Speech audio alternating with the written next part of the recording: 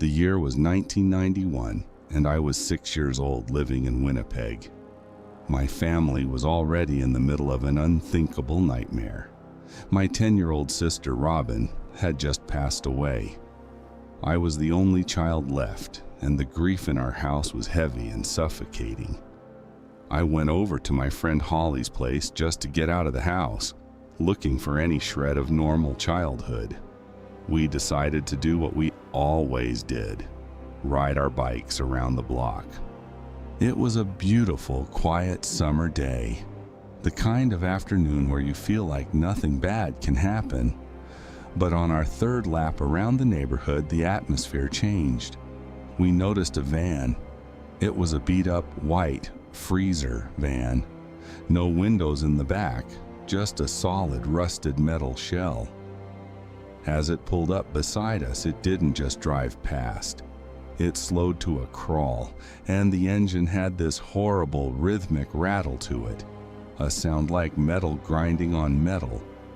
Being so young, we didn't immediately have that stranger danger alarm go off.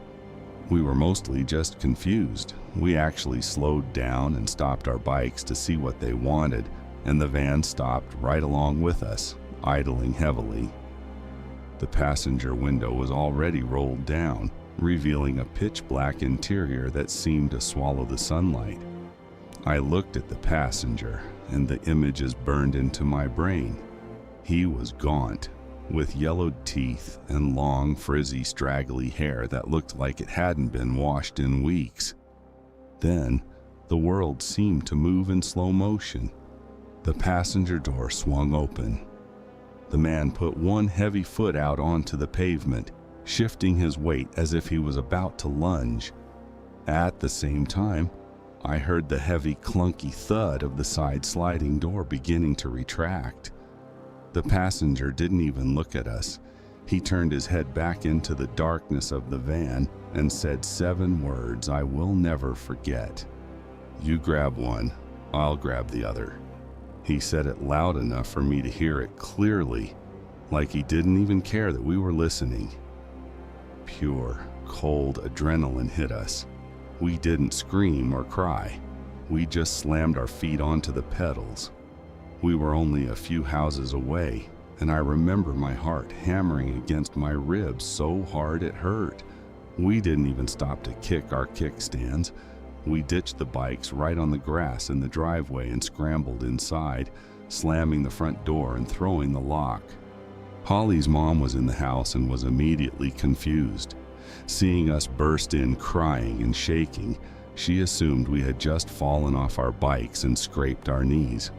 We were gasping, trying to tell her a van was following us, but to her, the rattling engine she could hear outside just sounded like normal street noise. There was no reason for her to be afraid until she looked at us and saw the sheer terror in our eyes. She went to the front window, and her face went completely pale. She saw the van. She watched as it slowly, deliberately crept past the house, almost at a walking pace. With our bikes lying right there on the lawn like neon markers, they knew exactly where we had gone.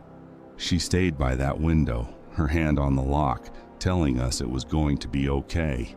But she never took her eyes off the street until that rattling engine finally faded into the distance. When my mom came to pick me up later, she was already a shell of herself from the loss of my sister. Telling her that I had almost been taken, that she had almost lost her only remaining child in the same week, devastated her. It was a second trauma piled on top of a fresh wound. It's a weight I still carry, realizing that if we had been just a few seconds slower, my mother's world would have been completely extinguished. So, to the man with the yellow teeth and the people in the back of that rattling white van, let's not meet.